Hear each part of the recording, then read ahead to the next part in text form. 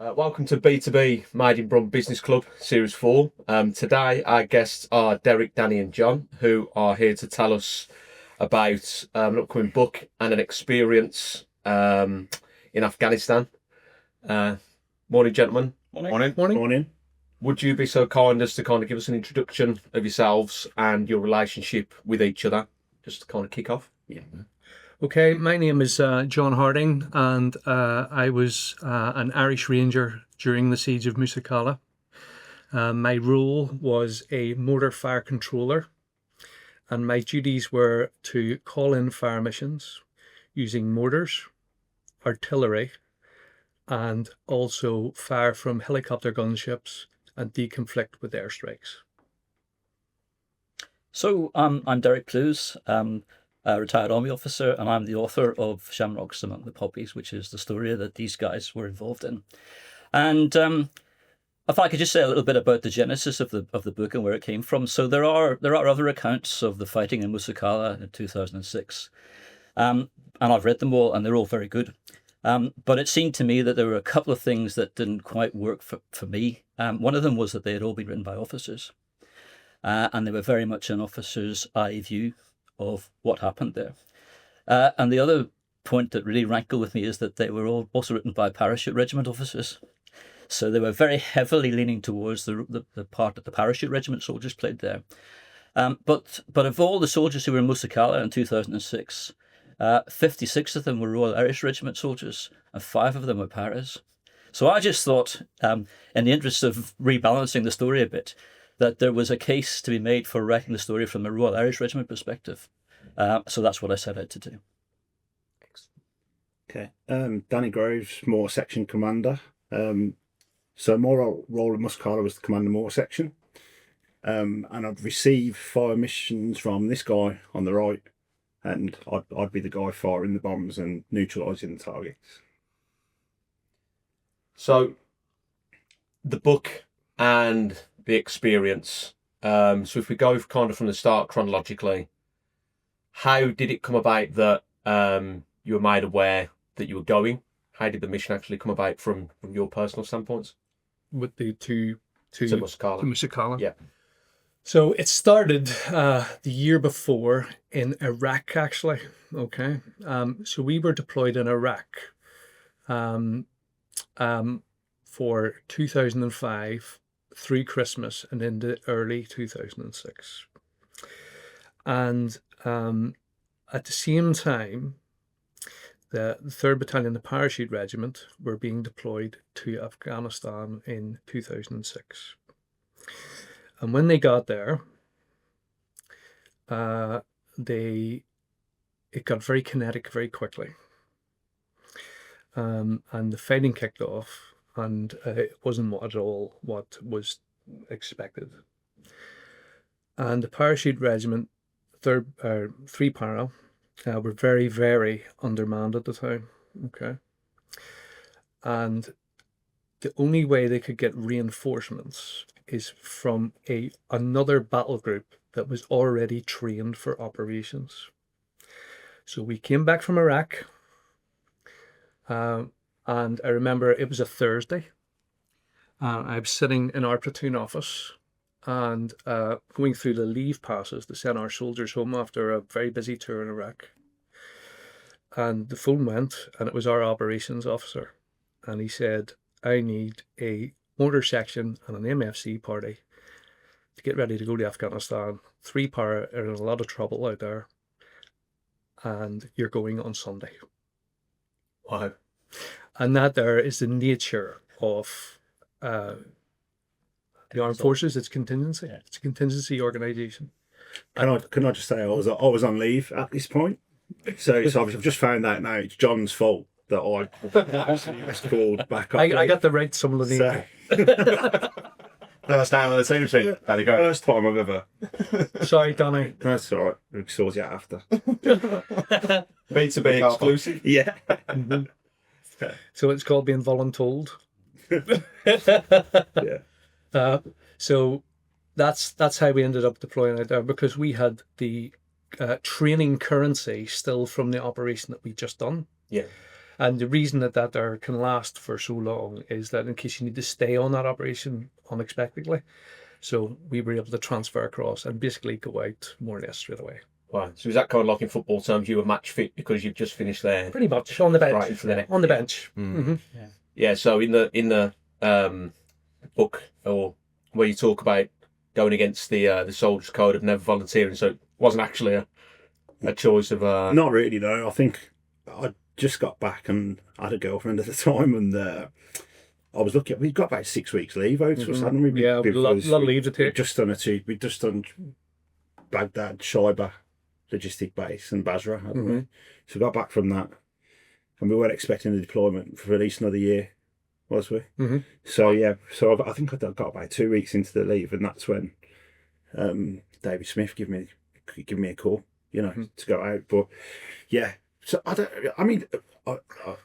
was given a choice, but I think the next guy who they were going to call was I think he was the married guy, and I kind of just said, well, yeah, I'll go.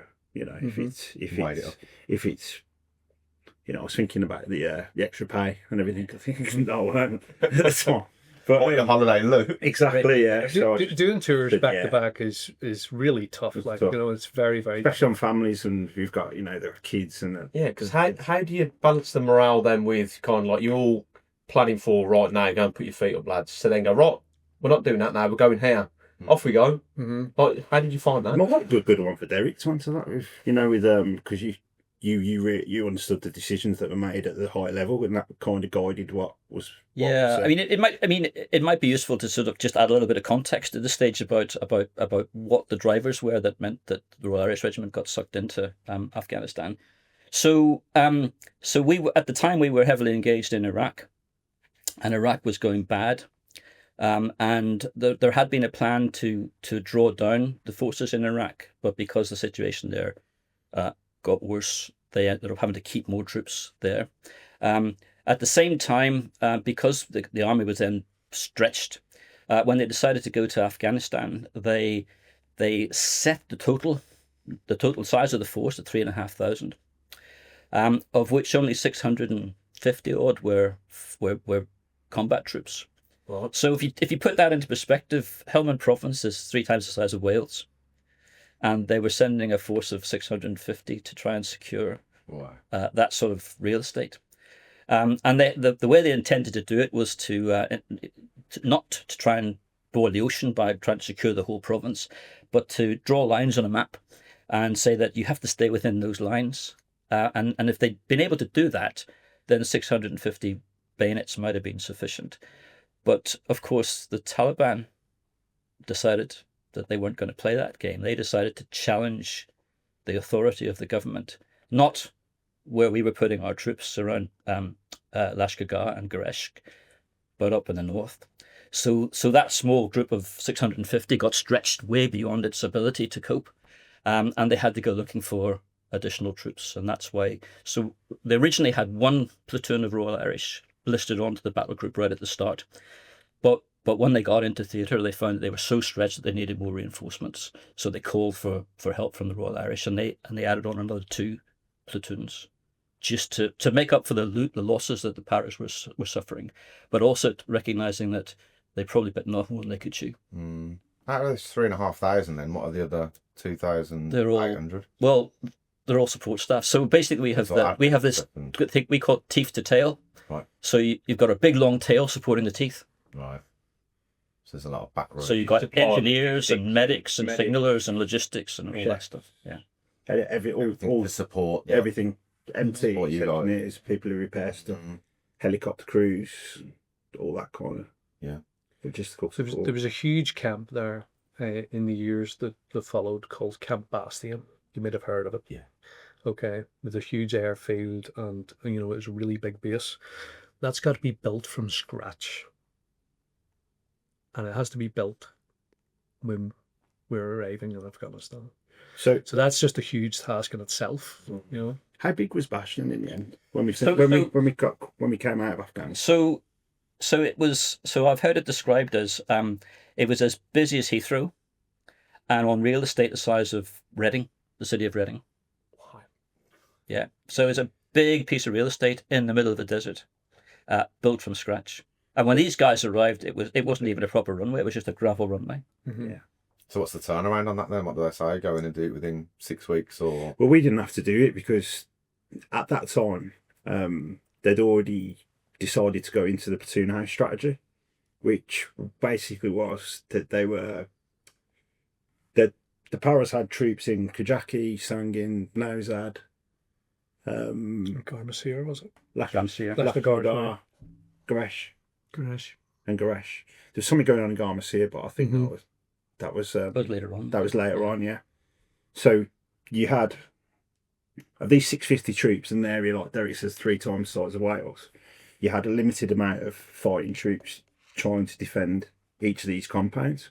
Yeah. Which, in terms of the way the British military work, we work off mutual support, don't we? Mhm. And at no point did we have there was no way that we could mutually support each of the other compounds because they were so far apart. Yeah.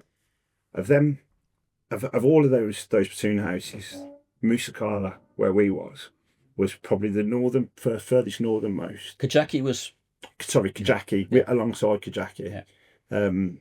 But it was very far out on its own in terms of being on its own. So yeah, that was us going into that was us getting there. That was us where we were going into Musa Qala. But it was being held by the Pathfinders at the time, wasn't it? Mm-hmm.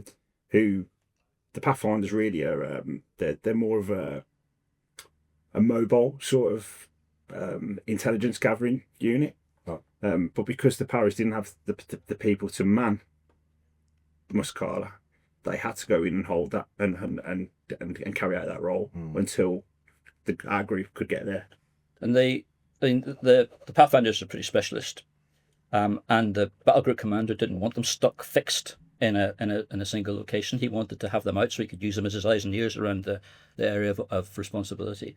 So he needed to get the Pathfinders out, and therefore he needed to find a force to go in to relieve them. And initially he decided it was a Danish reconnaissance squadron, and he decided that he was going to put the Danish reconnaissance squadron in there. They had some of the same issues as the Pathfinders, in terms of the idea of them being in a fixed location wasn't great for them, but they were told to go and do it, so they went and did it. When they arrived there, they had a look around and said, "We can't really do this on our own. We're going to need help."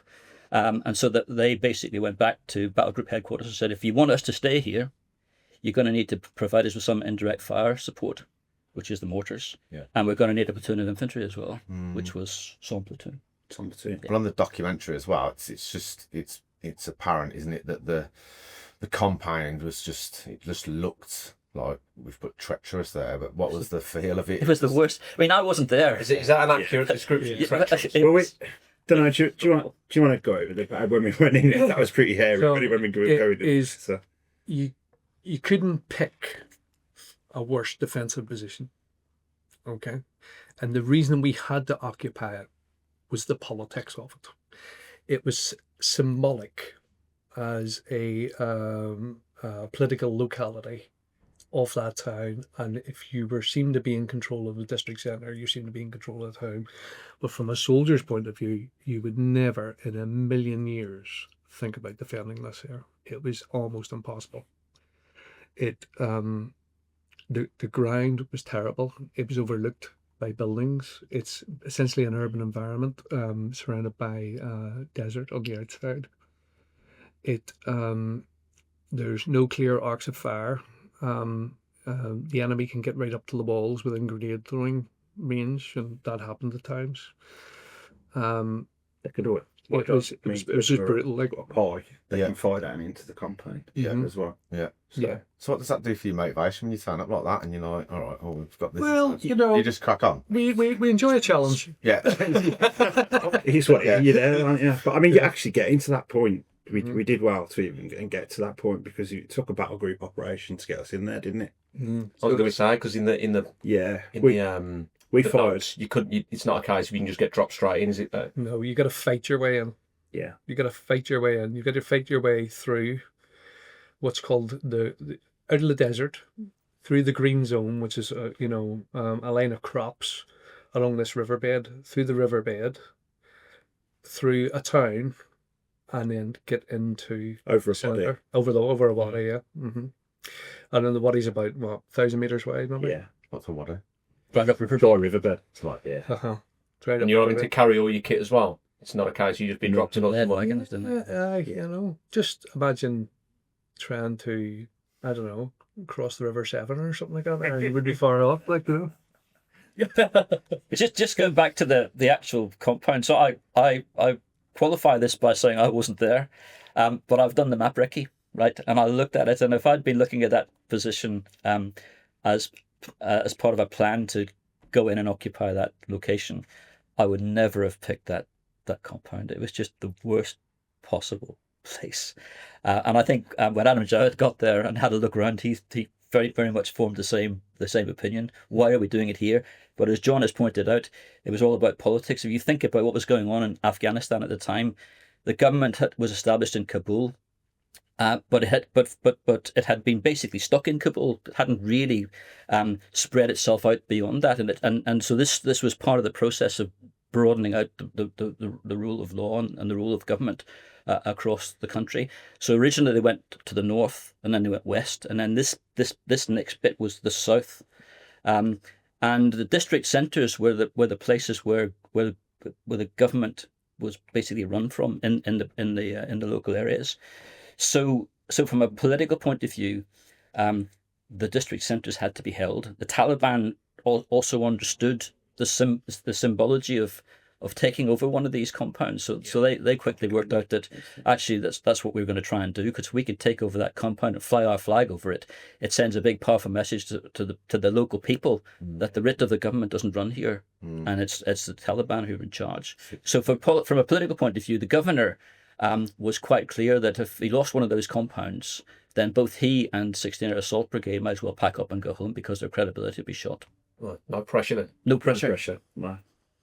If you put yourself into the minds of a soldier and us on the ground there, the political aspect of it is we've only really gone over it because Derek was in Kabul at the time when it was happening. Yeah. So Do you see the politics, or you just let it go over your head? we weren't interested because we were trying to just stay alive, basically. So fighting for me, I'm fighting for John. John's fighting for me, and we're in this compound. We've drove across the areas what John's described to get there. We've got in there, and it's just solely about fighting to keep yourself alive while you're in there.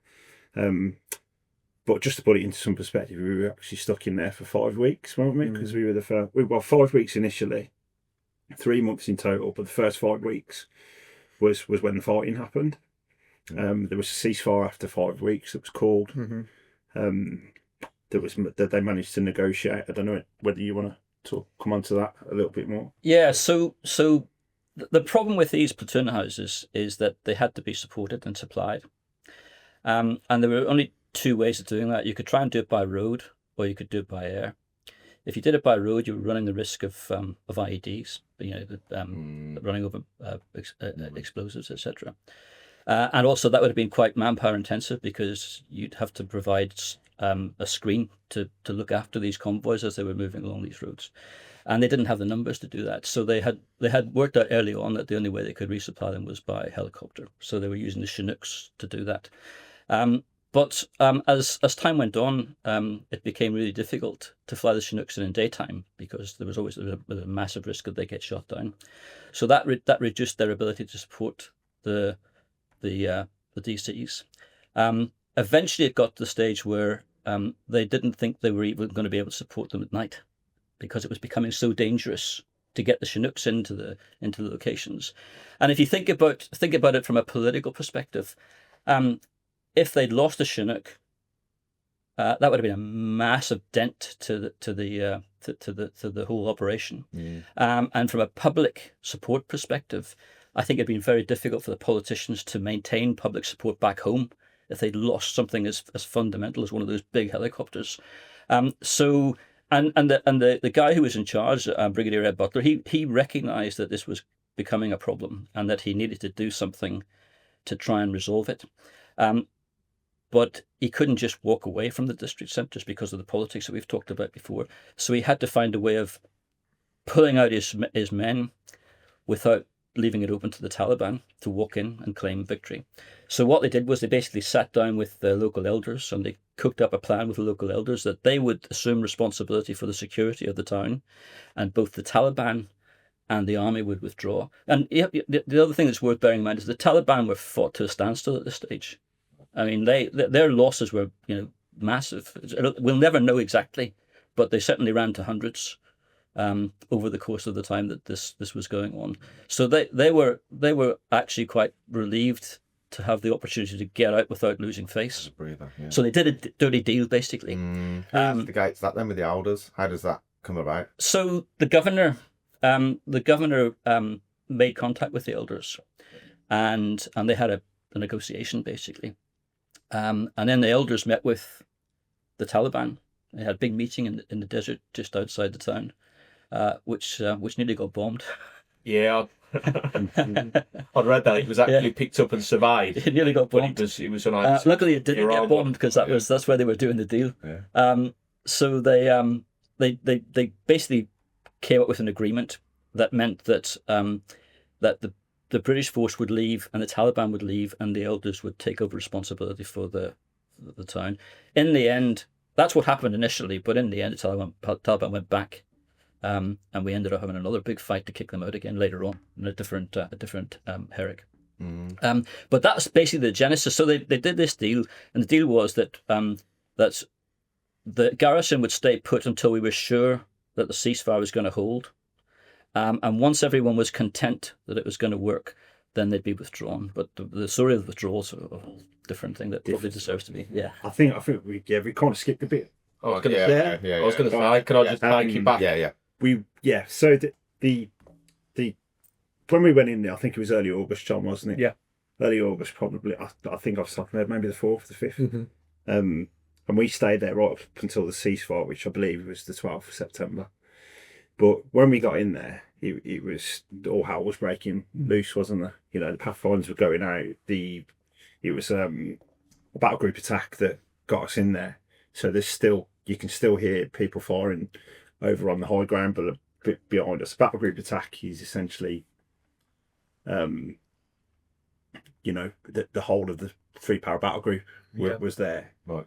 The majority of the 650 soldiers that we were talking about have to fight just to get us in. So all that was still going on. and these guys were supporting it. So We're partly attacked to get in. So his job was to call down the mortar fire on the targets. So basically the Paris helicoptered into a landing zone, debussed from the helicopter, shook themselves out, and then started clearing towards the wadi and then across into the green zone. And their job was to fire them in, basically, by using the mortars. Well, yeah, the mortars. Cover. Yeah. So when we eventually got in there, then we had to find somewhere, didn't we, John, to put a mortar line, and also get our bearings of what where everything was, what sort of ground we had to work from, and it wasn't great, was it? It was awful. Yeah, it wasn't great. From an observation point of view, which is the bit that I do, it was just hideous. It was absolutely hideous. It was really close. So I was looking around me going, this is going to be close combat. Now, up until that point, the Pathfinders, the Taliban had been started to up their attacks. Okay. And they progressively got heavier and heavier, right? But it only really kicked off with the really heavy stuff when we were there about less than a week anyway, wasn't it? Yeah. And it started to kick off properly. And the Taliban were just coming at us in really big numbers. I mean, we were so outnumbered, and the strength of them.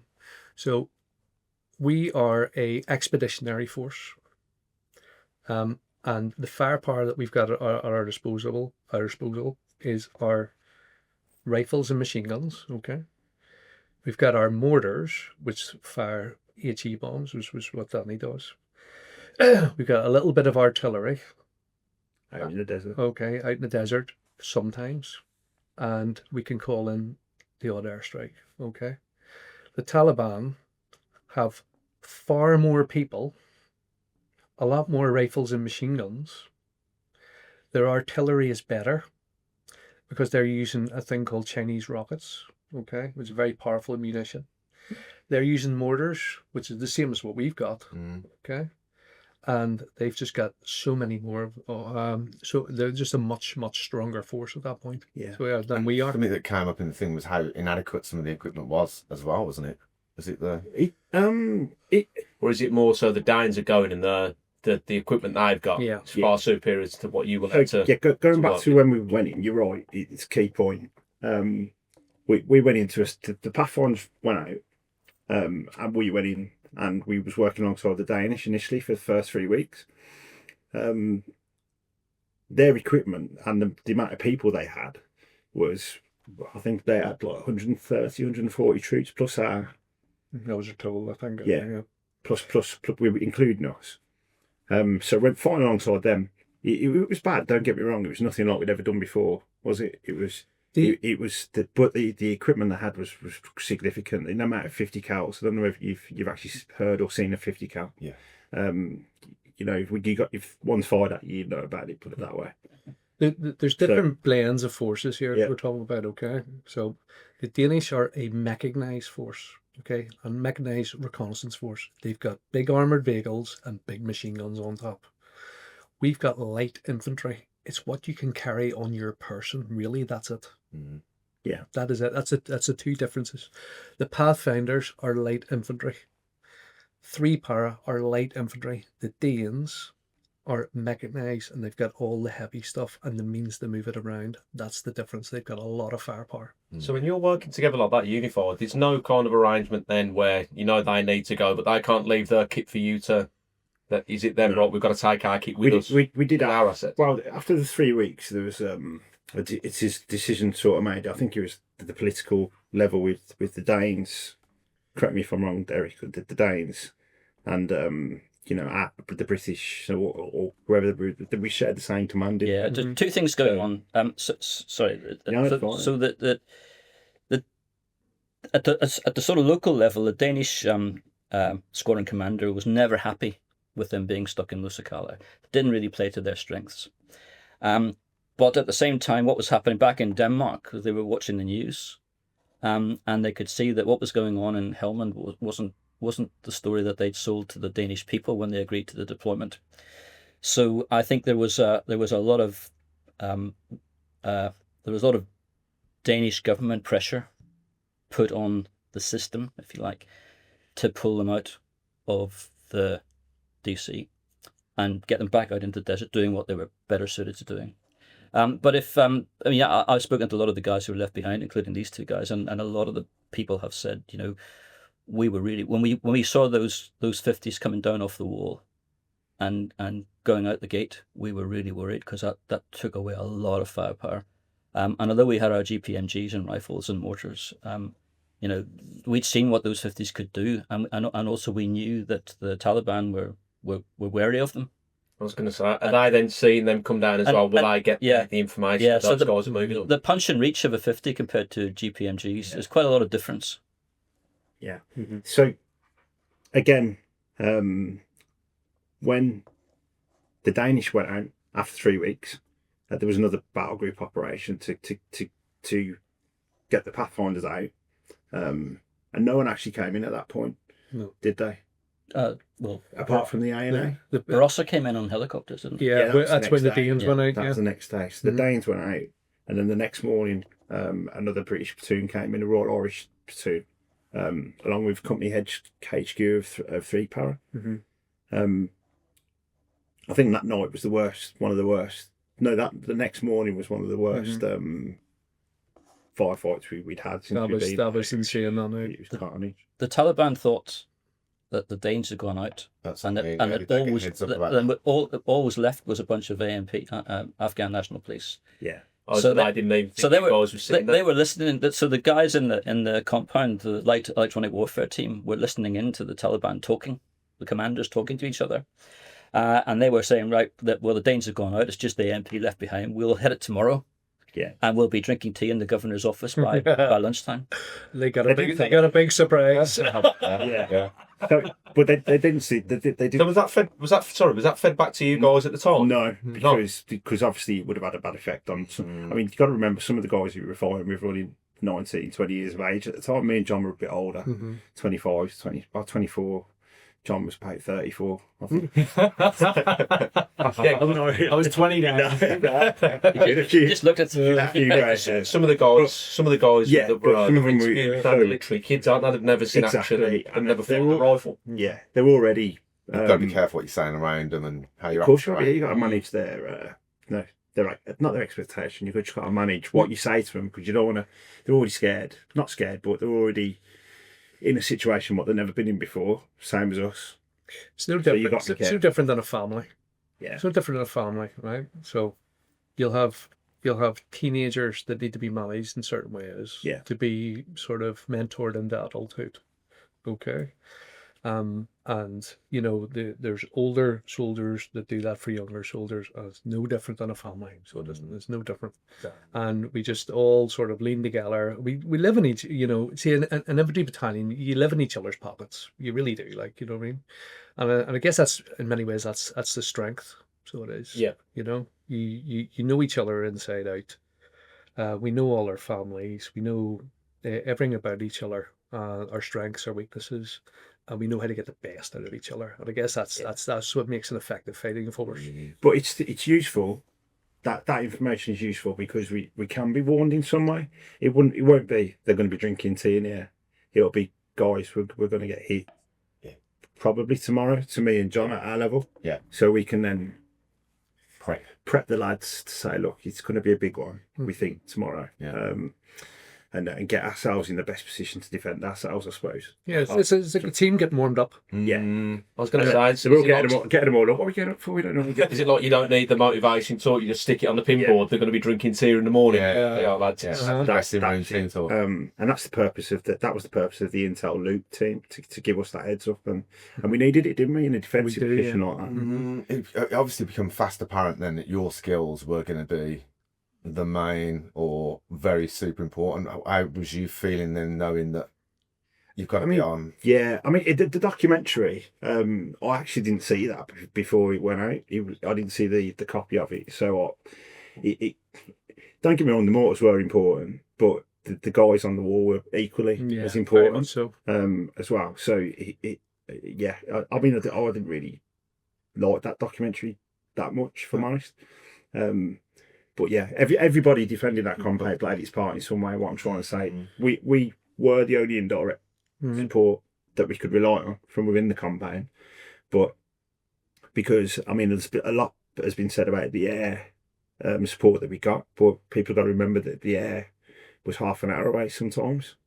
So we were the ones getting the bombs in the air pretty much immediately in support, and it did have a big effect, obviously. If you've got a load of people running towards the compound and we were getting bombs up and coming down, it's going to have an effect on them attacking, so to speak. We're having firefights day in, day out for this entire period of time, 6 and 8 times a day for several hours each time. Okay, continuous combat. 40-degree heat. Okay, Imagine how absolutely wearing that boiling, is right? on individuals. And you know, that's every single soldier in that compound on the wall fighting. Nothing left. So was there a routine to the Taliban? Did you know at this time they're going to come, at this time they're going to come, or was it sporadic? Or They used to wake us up for breakfast with an RPG every morning, pretty much at the same time. So yeah, but I think that the more we got into it, it was more just like All right. they're off again, you know. Yeah. But not when we were first there, it was more like, shit, what's going on? You know, diving for cover and everything. But after we'd been there, You become inoculated to it. You really do. yeah, you're acclimatised to. It is. But I don't think you lose your edge or fear. No. You just try to block it out. Really. Do you know what I mean? That's what. So you sit and watch guys. I mean, I've certainly got memories of, like, you know, little glimpses of looking across at a certain fighting position, a guy's fighting away there, and the sandbags around them are actually, you know, they're just exploding from the rounds that are hitting them, and they're completely oblivious to it. or they've blocked it out, but they're just continuing to fight. Do you know what I mean? And it's some sort of coping mechanism. I can never really explain it. It's just the way it works out. Just getting used to it, inoculated. But it's a really important point, this, because if you think about the situation, so first of all, think about the soldiers who were doing the fighting. A lot of them were just youngsters, you know, and this was their first time in action. Second of all, the amount of fire coming in from the Taliban was massive. And if you're the defender, you know, you're down behind your sandbag. You've got to get your head up over that sandbag into the fire to bring your rifle to bear. And just doing that is an act of courage in itself. Yeah. You know, because the obvious thing to do, the sensible thing to do for most people is to keep your head down. And these guys were having to get their head up, spot the target, and then engage it. And that takes courage in itself. Yeah. A lot of times that's where we came in, though, wasn't it, John? If you can imagine, if you've got a position which is being hit by RPGs, being hit by small arms from the Taliban side, and it's what they call being pinned down, isn't it? So if you can't even get your head up because there's that much coming at you. So if John obviously would be the MFC up on top of it in the high ground, if he can get a bomb onto that target, he can get a good fire mission to me, and I can get a bomb off his fire mission onto that target. It gives them a bit of respite, and then they can get up and then start winning the firefight. Have a look where it's coming from. But this is really important, though, because winning the firefight is everything. Yeah. Because if you don't force the enemy to get their heads down, they're going to keep on coming, and eventually they're going to be right at the wall. And once they get to the wall, it's not a big jump for them to breach the wall and get into the compound, and then everyone's in the whole world of hurt. Yeah. And there's the conundrum in siege warfare, because winning the firefight means putting more munitions down than the enemy can. But you've only got a limited amount of munitions, so you have to pass the initiative at times back to the enemy, and they pass it to you in order to preserve your resources. And that's the conundrum. That is the conundrum. All right, can you? Second defense, isn't it? Yeah. How can I hold these ones off enough that I've still got a viable amount of ammunition left? And they had to be careful because they went in there without a full load of ammunition in the first place. And they were using it up at a hell of a rate of knots. Yeah. And there wasn't very much available in theatre that could restock them. No. That was another thing. I think there's a question here, isn't there, about the resources being under resourced, and that was another issue with it as well. So I mean, it all comes from the decision, I suppose, to man these platoon houses. Was it the right thing to do? And on the ground, then, are you guys saying, what's going on? Are we getting some in, or are you just kind of... Oh, it's immensely frustrating, suppose. Yeah. So, I mean, and this is absolutely not Three Para's fault at all, right? But there was not the munitions flown out to Afghanistan for a viable battle group in the first place. Right. That's the issue. And does that come down balance again by Iraq? You know, balancing up. What does Iraq need? What does Afghanistan need? Right. Yeah. And does that fall into, again, the fact that Afghanistan was never meant to be a conflict? That the party line was... Yeah. Well... It's not a conflict, it's a peacekeeping mission. Yeah. The mission brief initially wasn't warfighting. It was peace support. It wasn't warfighting. Peace support. So at no point that narrative changes because it's too much of a face loss for the people that were kind of in charge to say, right, it's not that now, it's this. Get the supplies there and do what we need to do. Yeah. It was never actually officially called warfighting, was it? I don't think so, no. But that's what it was. Though. So you're in that district centre, and it's not warfighting that you're doing. It's 6 8 times a day. Like, you know, this is like battle of old stuff, like, you know what I mean? It's just hanging on by your fingernails. But then the wider picture is that no one knows you're doing it and no one's really talking about it because you're not meant to be doing it. Pretty much. I would say the tempo of fighting for these guys in Musa Qala that long, hot summer was on a par. The last time the British Army saw fighting like that was probably Korea. That level of fighting. Right. You know, certainly not Iraq 1, and certainly not Iraq 2. That tempo, day in, day out, constant. They probably haven't seen anything like that since Korea. So what do you do about downtime then? What downtime? It's just literally... To be honest, Kevin, so I saw some of the games you'd carved out and the bow and arrow. Yeah. But That was after. That was, Yeah, that was after the 5 Yeah, weeks, yeah. and we sort of. But during that, then you're just constantly flat out, and you do it in shifts, and you're back and forward, and Yeah. So I had during a firefight, when I'm calling in the fire missions, we execute the fire missions, and Danny records them, their data, so we can use them again, and so on and so forth. And I do the same on my map. Okay. And there was one night that it was about the middle of the night, and I remember 3 a.m, and I was up on a position looking for, like, there was some activity out there. I was having a good look, and this almighty firefight kicked off. Okay. And I called in all these fire missions, and it was during the night, so on and so forth, and wrote it all down. And the next day, I was thinking about that firefight, and I looked at my map to find those positions, and they weren't there, and I couldn't figure out why. Then I realised that I'd went up onto the position. I'd been looking out with my night viewing equipment. I must have dozed off for 2 or 3 minutes, and because I hadn't slept in several days, I'd hallucinated the entire thing. And that particular firefight never happened. Yeah. That's how tired we were, and there was so little downtime. The guys who are fighting on the walls were taking it in turns to come down and stick their head and upper body in a bucket of water to relieve themselves from the heat. And it's just constant. Bad for everybody, really. The food was we were on boiling packs, weren't we? Corned beef pie. that's what it's going to be once in, Who manages that? How do you manage food? It's actually You know good. why? What everyone does is that because the sausage and beans is the best. Yeah. It's the It's best. the only thing edible with some Tabasco in it. That's the best. So because a lot of people go for the sausage and beans, everyone else is left with the crap. So going back to the family thing, we used to just get a pot, didn't we, and put everything what everyone had. Because we couldn't find out who had the sausage and beans. They put it all in and just make like a big stew and whack a load of curry powder and Tabasco in it. So our spoons are called racing spoons. Yeah. Okay. And what you do is you'll stand around the pot, and it's a race to get to the bottom. That's got it on.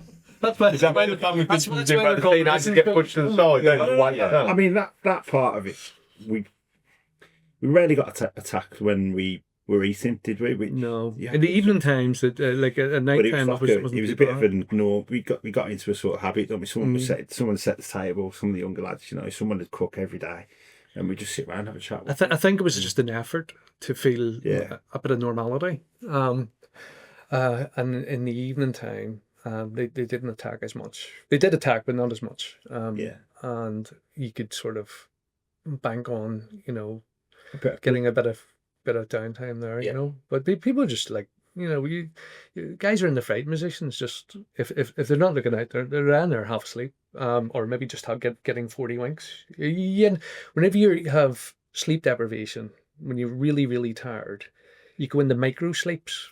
Okay, you're nodding like that there, and if you're really tired, those micro sleeps can feel very refreshing, and sometimes you think you've been asleep for hours. Yeah. But you've only just nodded off for like 10 or 15 seconds. And it plays awful havoc with your mind, so it does. And then when you're looking through night viewing devices at night time, you start flipping, hallucinating things and stuff. I don't know why I certainly did. Now, I think that the initial enemy estimate, Derek, you've got one for stats here, but I've got 700 in my head for some reason. Yeah. And that's for the whole of Helmand when we were first. So there were lots of different numbers bandied around before we went. So in one MOD account, they said they thought it was unlikely that there were more than 1,000 in the whole of Helmand. Americans up in Kabul thought it was unlikely there was more than 800, and they also thought that they couldn't conduct big joined up operations, which just goes to show that the intelligence estimate in this case was pants. So we reckon, like, well, I certainly do. I don't know about you, Donny. See how you think about this here, but I reckon that we were against the force in Musa Qala of about 600 or 700 at all times. Yeah. At all times. They made without question, the Taliban made Musa Qala their main effort in Northern Helmand. Mm-hmm. Yeah. And they wanted to capture it, and they thought Musa Qala was the best chance they had of capturing one of these DCs, and so they threw basically everything they had at it.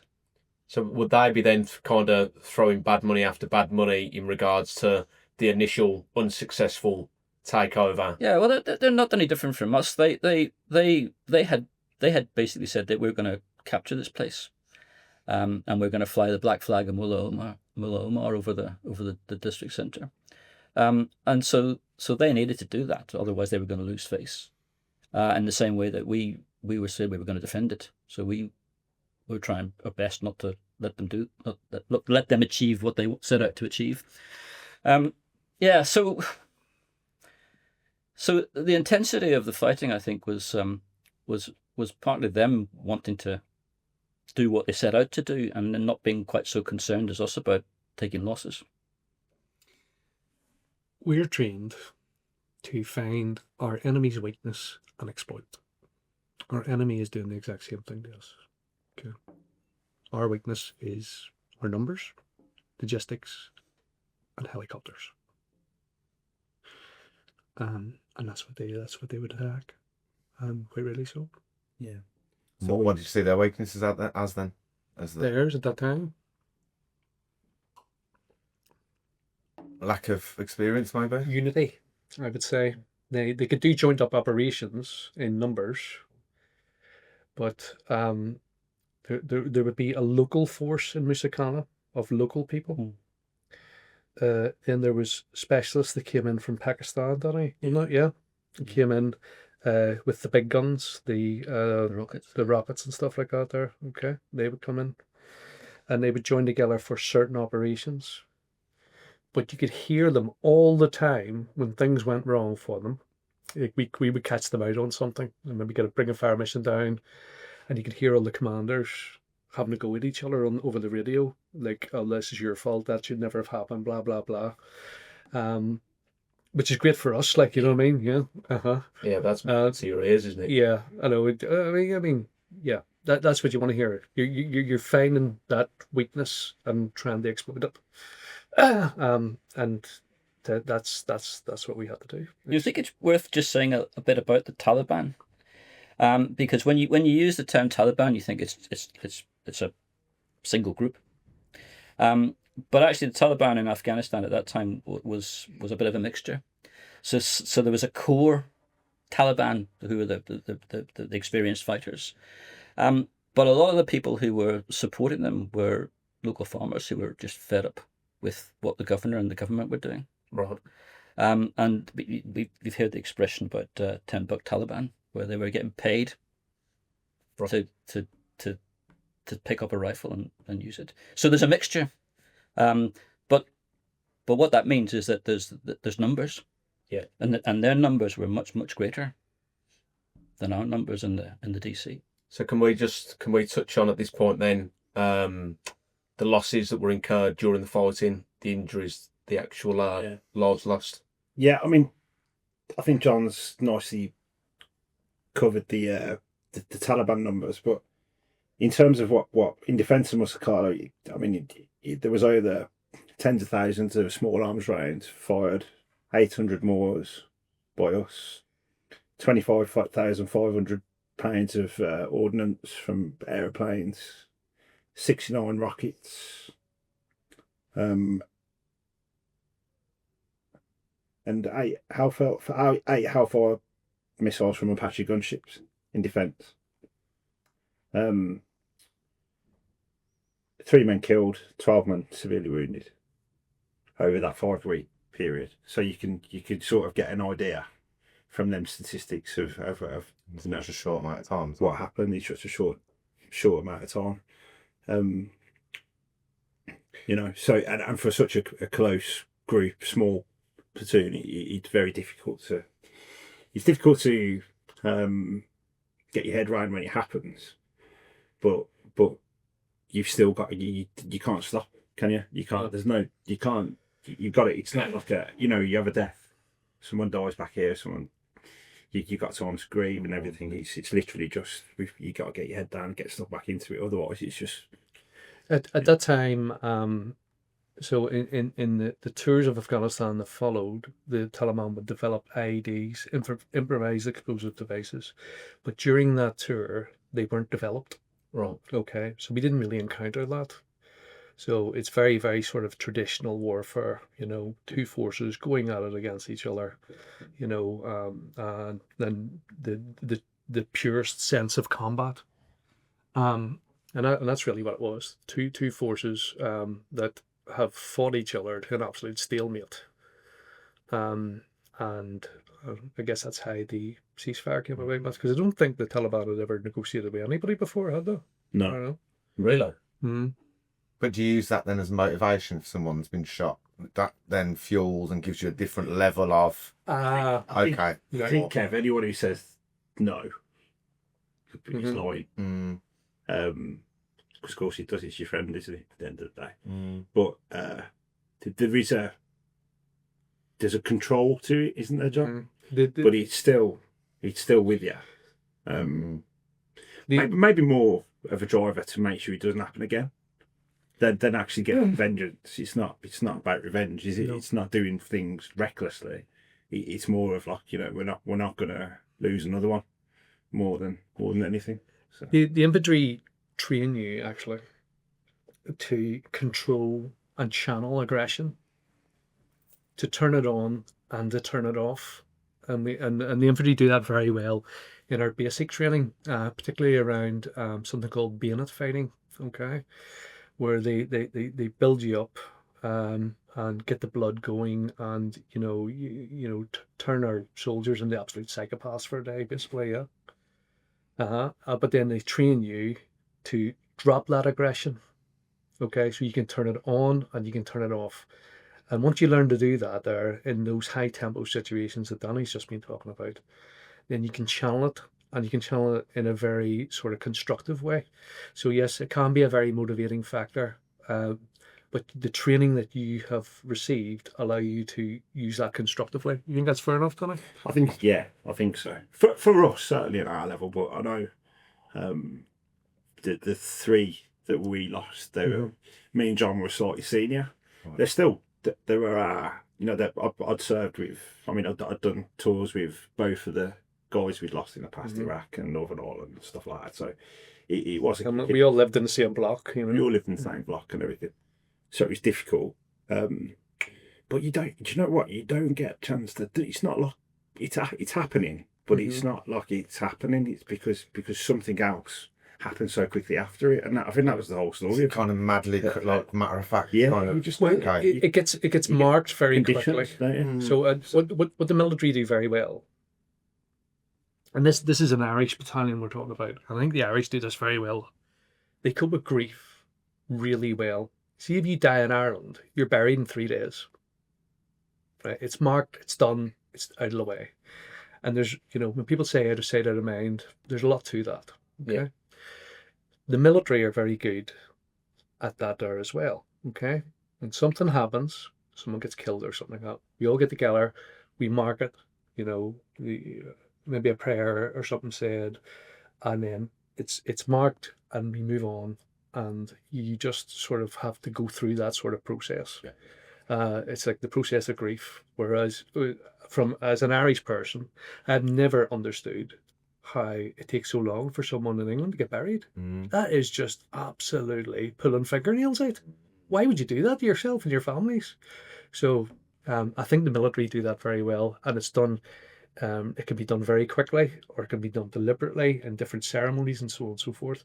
And as you go down the line later on, when we're having our even Remembrance Sunday and stuff like that, that's all part of that process. So it is. Yeah. And I think the military's quite good at that. All the guys I spoke to in the book, they pretty much all said the same thing, that you lose somebody that you've been serving with, it's a big hit.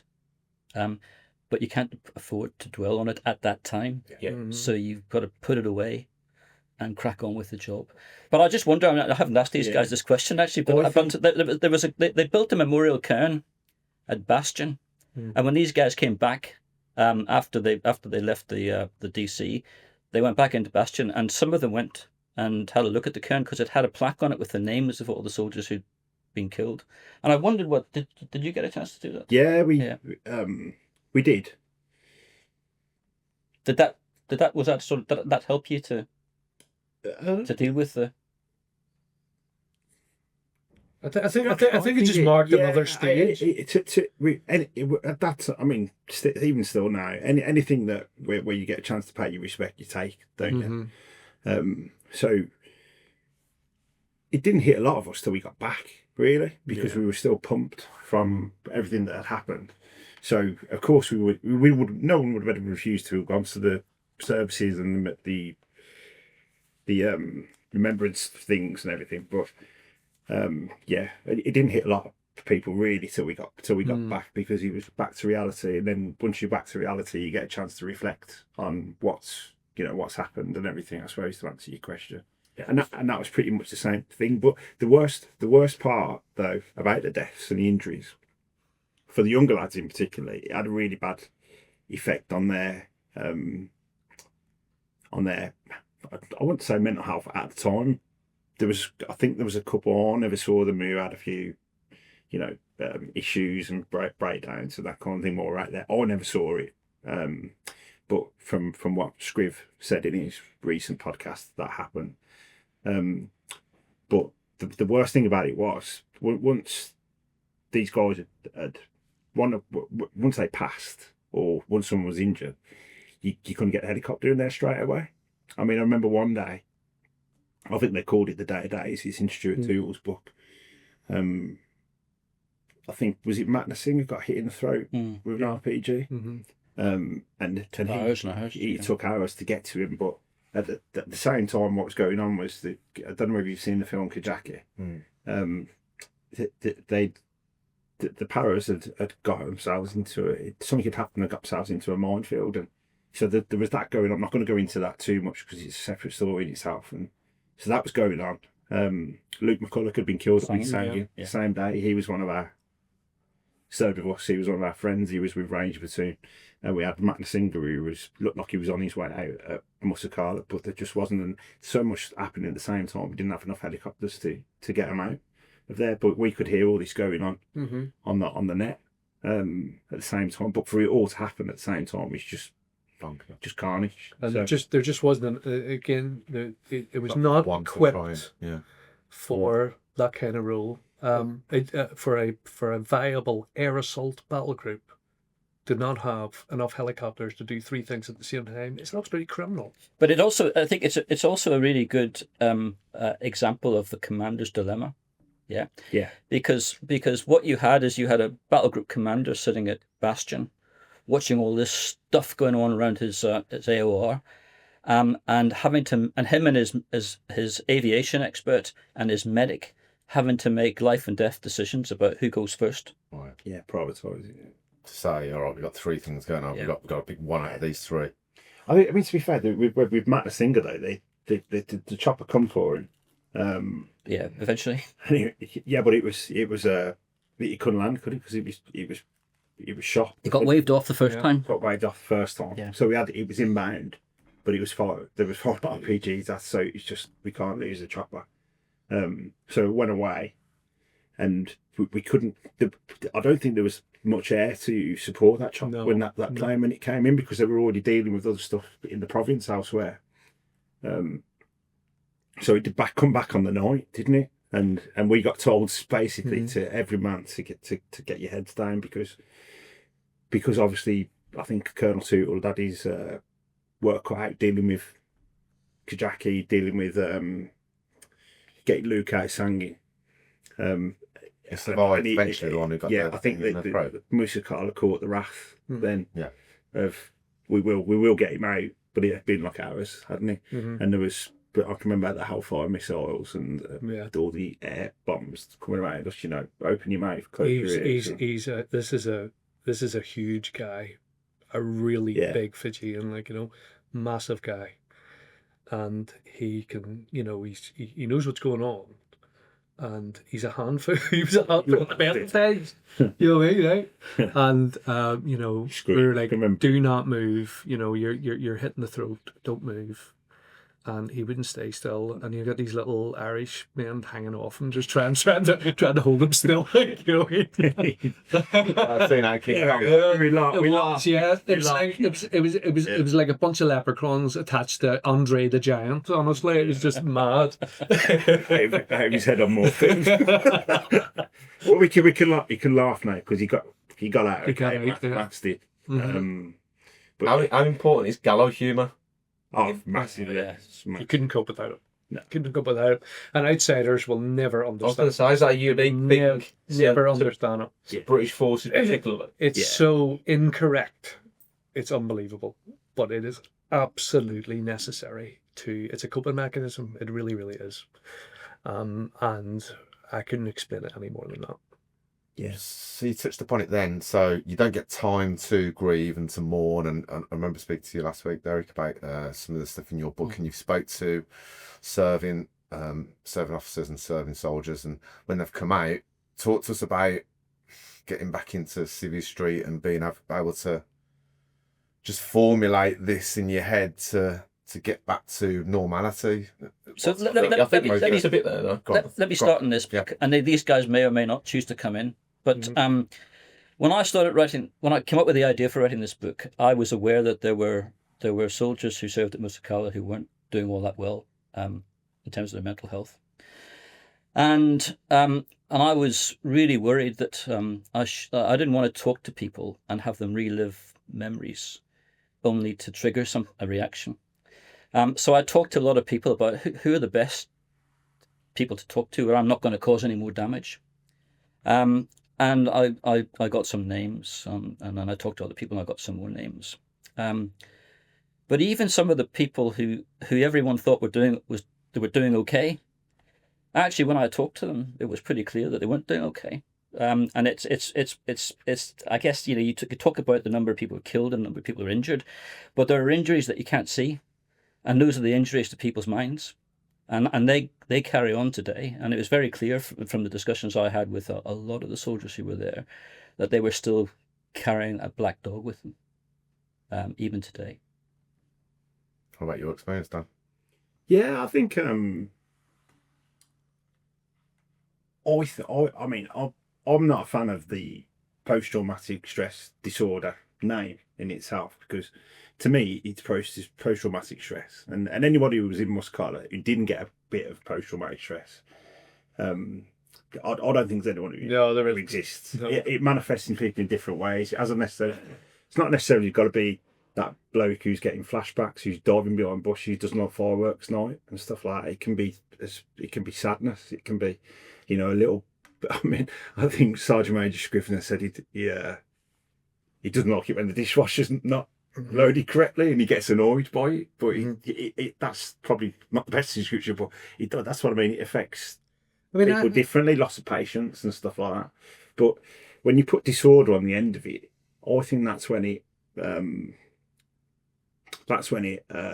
makes it scarier for civvies and the public and people trying to get jobs and stuff. Post-traumatic stress, it can happen to firemen, policemen. The biggest group suffering from PTSD in this country are victims of rape. Exactly. They're the biggest group of people suffering from PTSD. Yeah. But to go back to your question, like Derek said, like, you know, rape victims, construction workers seeing their own mates die. It's not just soldiers, but because I think when soldiers have done it, people think, oh shit, it's a little bit scary. But you know, to me, it's not. But as Derek said, when he spoke to a lot of the lads, we're all not in touch still. Some of us are tight. You know, our lads go out for meals and stuff together, so we all get to talk to each other and keep on top of it that way. But you don't really understand the scale of it, do you? Particularly with Musa Qala. And we were talking in the car about it, weren't we? Yeah. I think that there's not a day goes by I don't think about combat. But I don't think that it really negatively affects me. It's just something I've done a lot of, and it's just part of me. Okay. I I come from a so I come from a Christian background, and I think a lot about the morality of combat. We everything we did there was completely within the law of armed conflict. Okay, but killing vast amounts of people is something that I certainly think about a lot. Okay, and I guess that's what sort of dwells on my mind a lot when I'm thinking about it. But with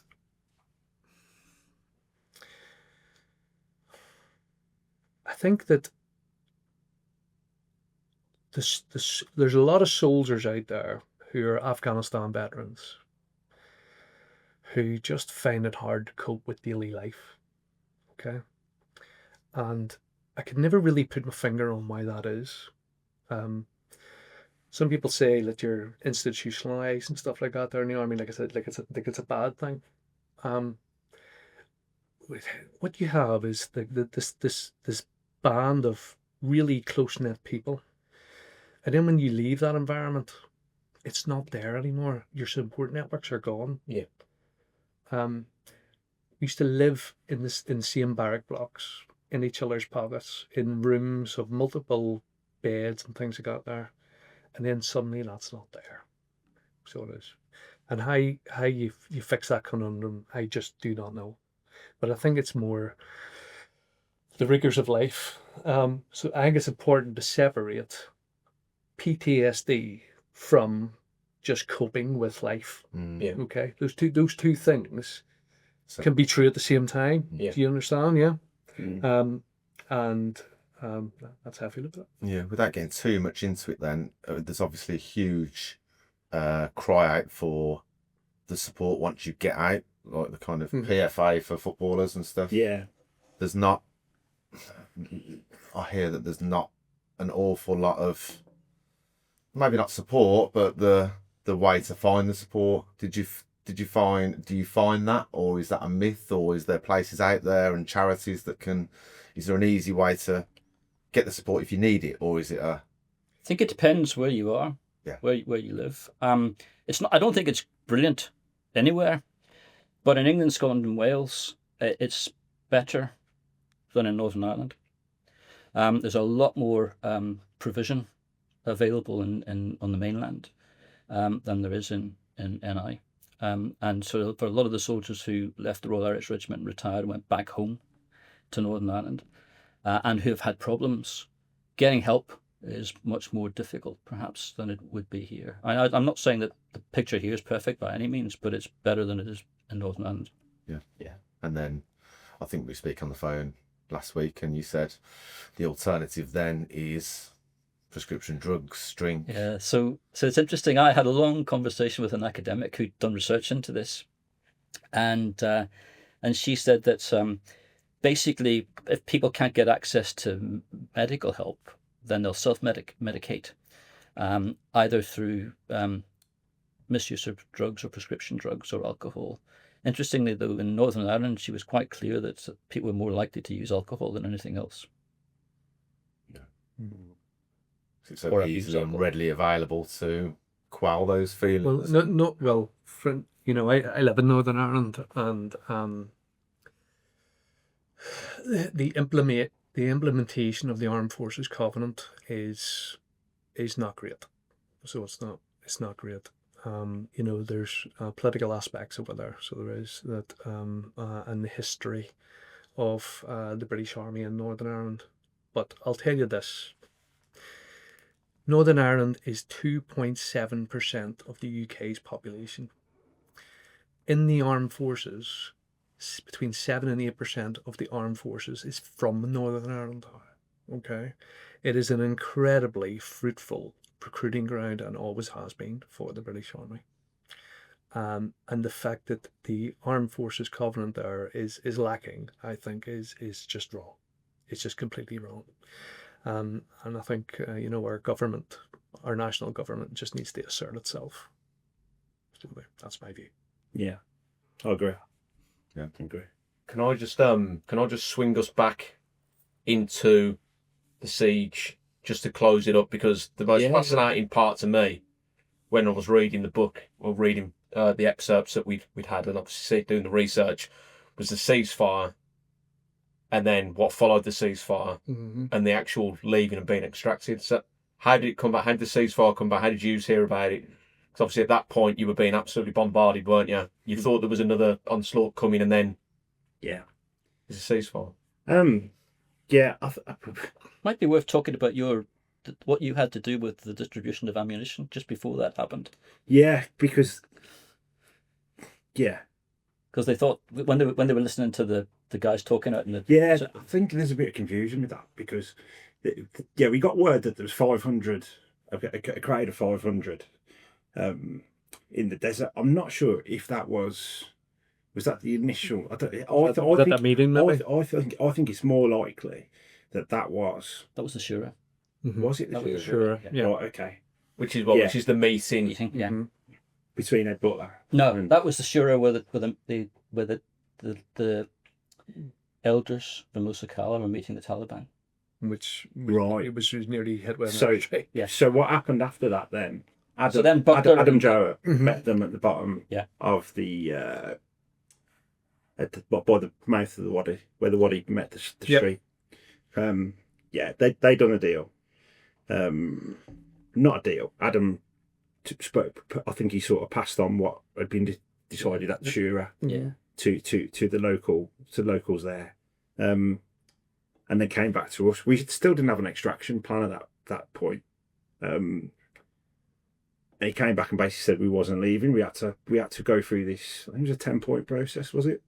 Where the ceasefire had to hold for a minimum of 6 weeks, maybe. Yeah, it was an assurance process basically. Insurance Everyone process. wanted to be sure it was So- going to hold. That's it. If everybody behave themselves, then eventually we'd leave. But we didn't know. But they made it clearly obvious that we couldn't leave. But they wouldn't allow any helicopters in. Right. And they come with a deal where we'd leave by these jingly trucks.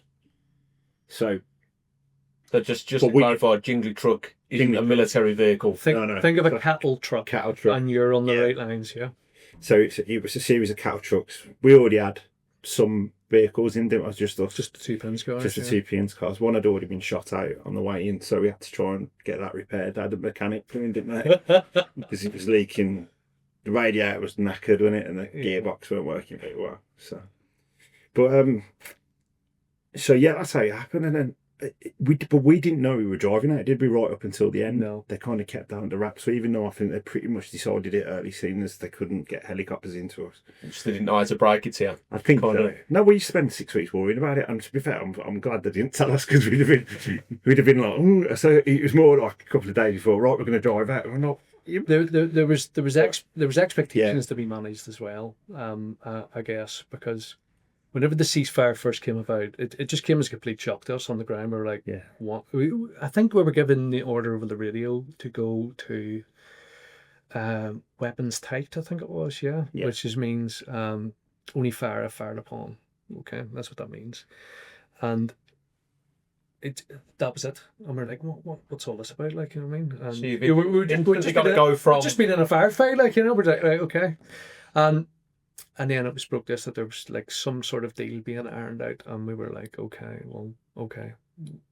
Well, we didn't really know how to take it, but everybody was just really glad to get some sleep, but very suspicious at the same time. Still dubious then. Really suspicious, right? Yeah.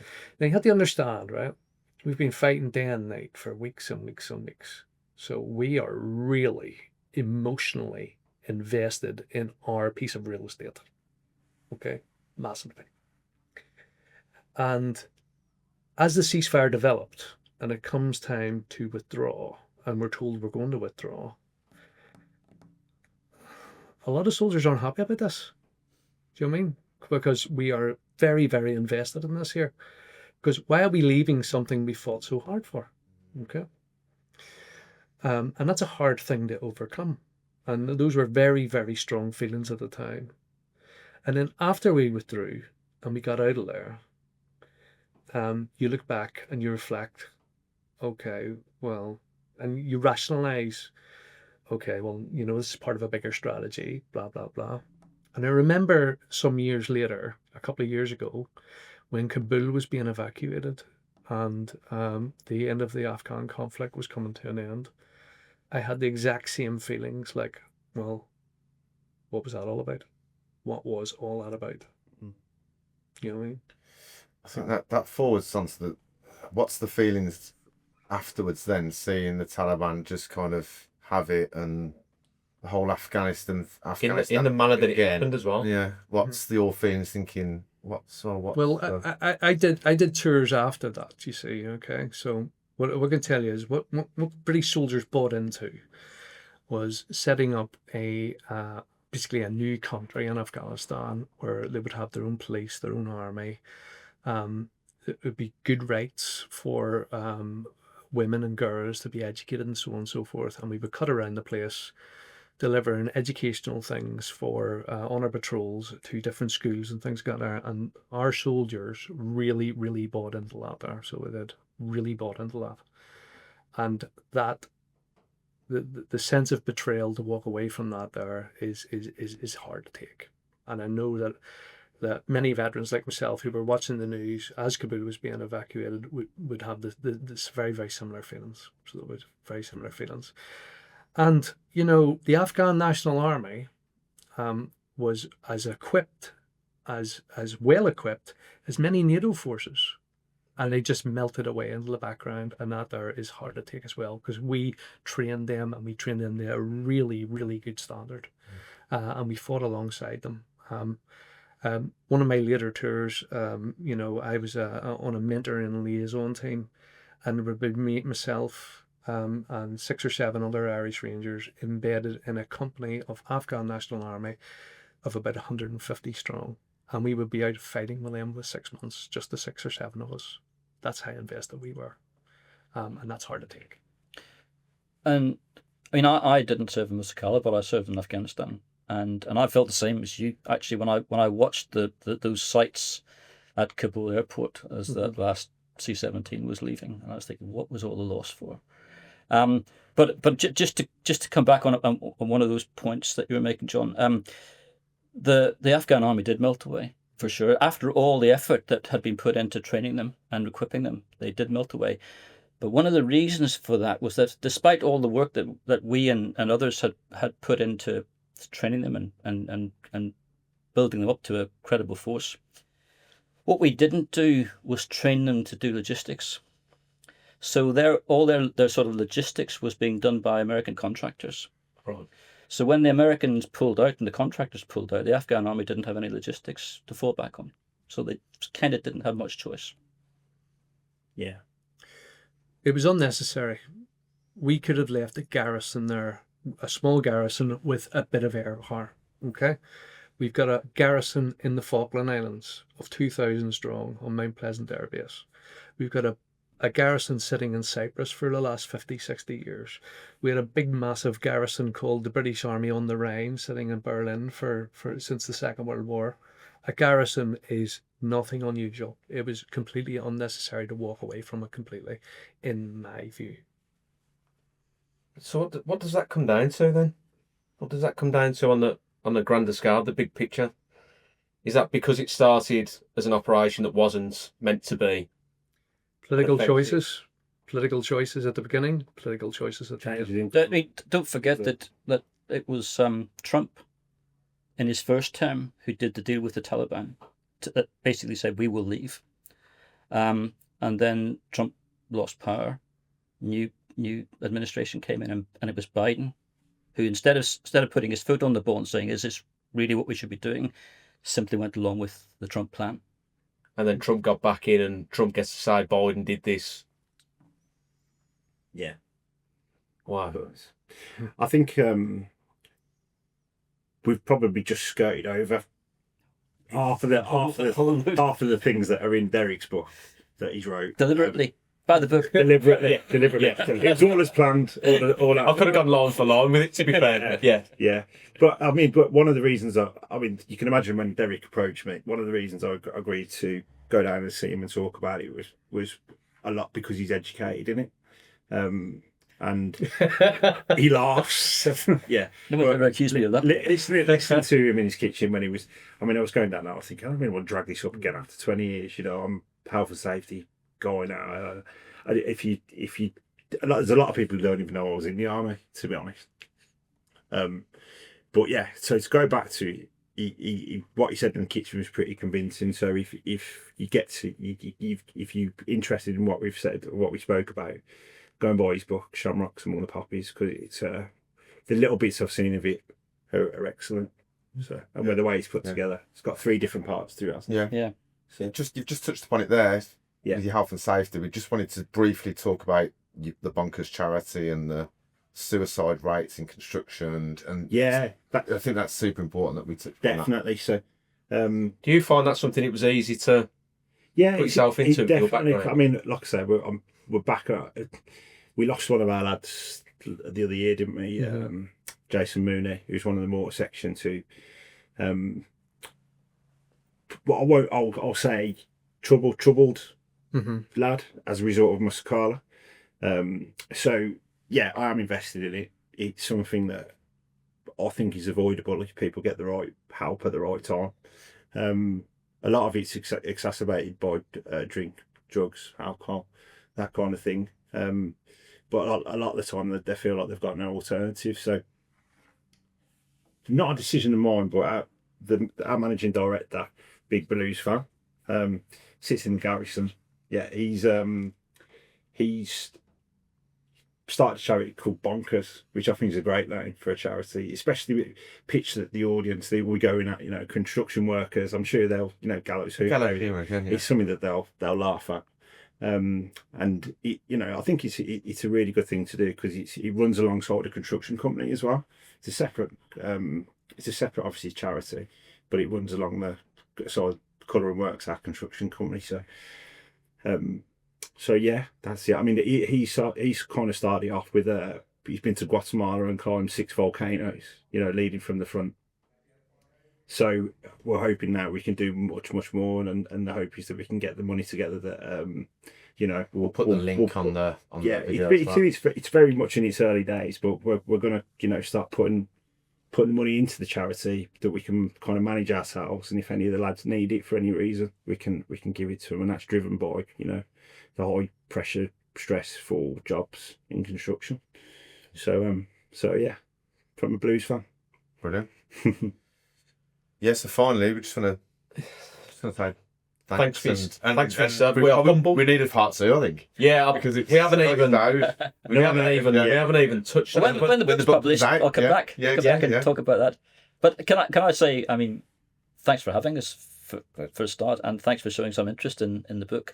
And if I could just use your podcast to thank all the people who have helped along the way, including these 2 guys, but actually many more as well. It was really interesting for me to find that just how willing people were to rake over the coals of their experiences again and talk openly about them. Probably thanks to Danny for persuading them rather than me. He came down to check me out. I did. Yeah. I've seen him refereeing. It's got way worse. No, thanks, though, gentlemen. It's been a pleasure. Thank you. Thank you. Thank you.